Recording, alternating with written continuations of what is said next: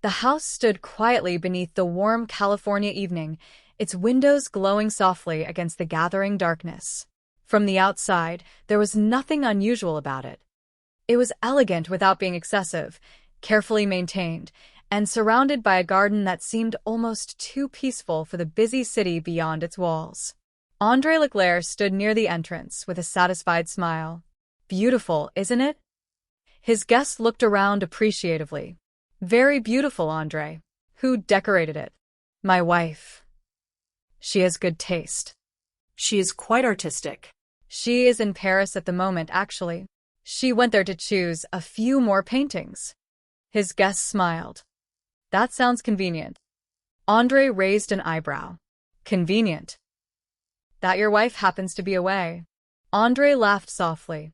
I suppose it is. The two continued through the house. The rooms were filled with paintings, antiques, and carefully selected pieces of furniture. Everything suggested comfort and prosperity. Yet there was something almost theatrical about the perfection of the place. André stopped near a table. You deserve something special. His companion looked at him. You are going to spoil me. Perhaps. For a few moments, everything seemed harmless. Then the woman suddenly touched her neck. My scarf. What about it? I must have left it upstairs. André looked toward the staircase. You are sure? Yes. She hesitated. I will be right back. André watched her disappear. A few minutes later, she returned with the scarf in her hand. There. Good. She smiled. I knew I had left it somewhere. André looked at her. It would not do for my wife to find that in the house, would it? The woman laughed nervously. No. I suppose not. They walked toward the front door. Outside, the night was calm. Neither of them noticed the figure watching from a distance. The house would soon become the center of a police investigation. But at that moment, nobody knew that. Nobody knew that a carefully planned crime was about to collide with something far more serious. The alarm system had been activated. André had left the house. And somewhere nearby, a security officer was beginning what should have been an ordinary patrol. He was young. He had only recently started the job. He had been trained to respond to alarms, investigate suspicious activity, and call the authorities when necessary. He had no reason to believe that this night would be different. But it was. The alarm sounded. The officer approached the property. The neighborhood remained silent. He stepped toward the house. A few moments later, a gunshot broke the silence. The investigation began almost immediately. By morning, Barnaby Jones was looking at the case. J.R. stood beside him with a folder in his hand. Morning, Barnaby. Morning. You are up early. So are you. J.R. opened the folder. California Meridian has insurance coverage on the Leclerc Emerald Collection. How much? Approximately $500,000. Barnaby looked at him. That is substantial.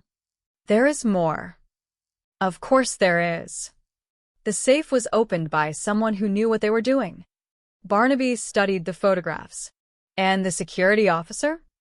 Killed with his own weapon. Barnaby became silent. The details did not fit comfortably together. A professional burglar might know how to open a safe. A professional criminal might know how to avoid detection. But why would such a person create unnecessary attention by killing a security officer? J.R. continued. The patrol company says the officer responded to a silent alarm. When was the alarm activated? Only a couple of minutes before the officer was killed. Barnaby looked up. Only a couple of minutes. That is what the records indicate. He returned his attention to the photographs. How long would it take someone to enter the house, locate the safe, open it, take the emeralds, leave the property, and reach the point where the officer was attacked? More than 2 minutes. I agree. J.R. nodded. That means the burglar was probably already inside. Barnaby leaned back. And that raises another question. Leclerc. Exactly. André Leclerc soon arrived for questioning.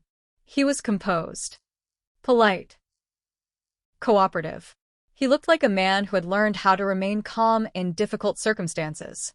I realize the insurance company stands to lose a great deal of money, he said, but my personal loss is beyond price. Some of those pieces have been in my wife's family for generations. Barnaby listened carefully. I understand. You must understand that this is not simply a financial matter.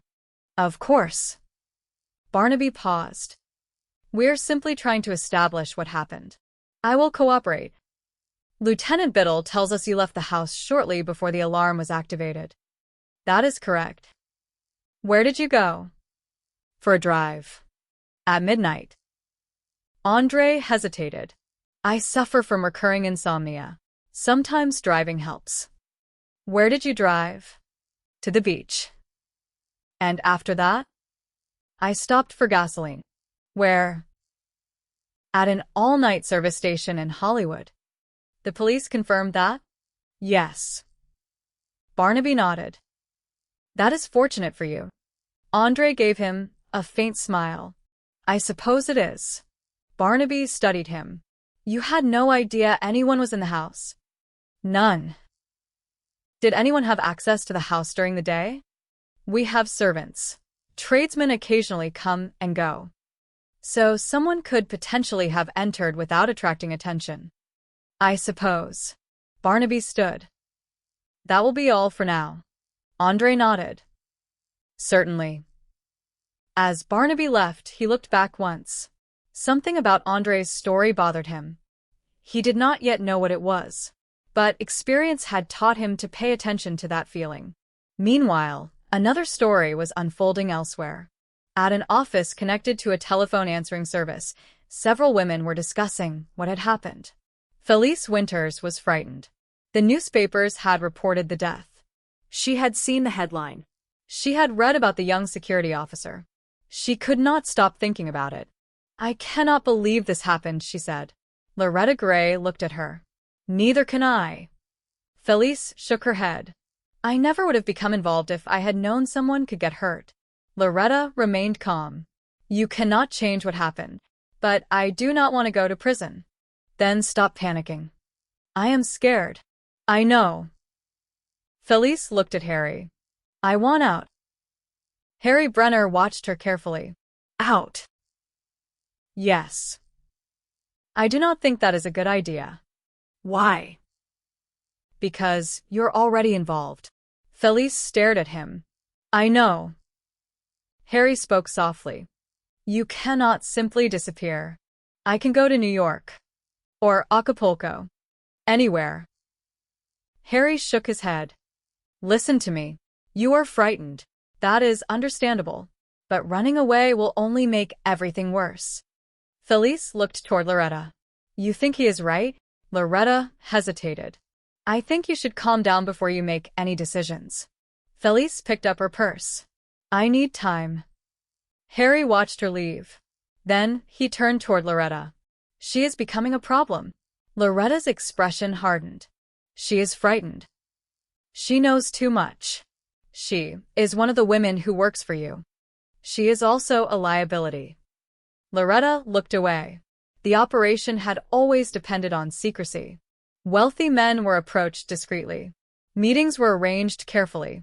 The women were selected and introduced. The men believed they were meeting someone by chance. They never realized that the meetings had been carefully arranged. Once a man was selected, his habits were observed. His house was studied. His wife's travel schedule was noted. The women were instructed to learn enough about him to make the eventual burglary possible. The operation had once seemed almost harmless to the people running it. Nobody believed anyone would be seriously hurt.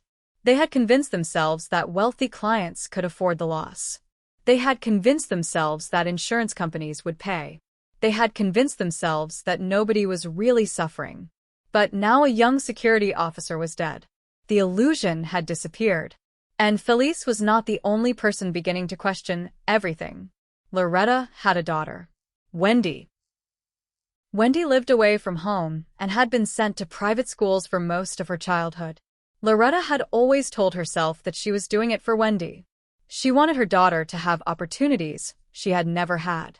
She wanted Wendy to have a different life, a respectable life, a clean life, a life far away from the business.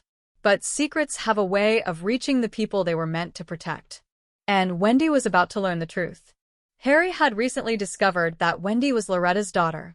He wanted to meet her.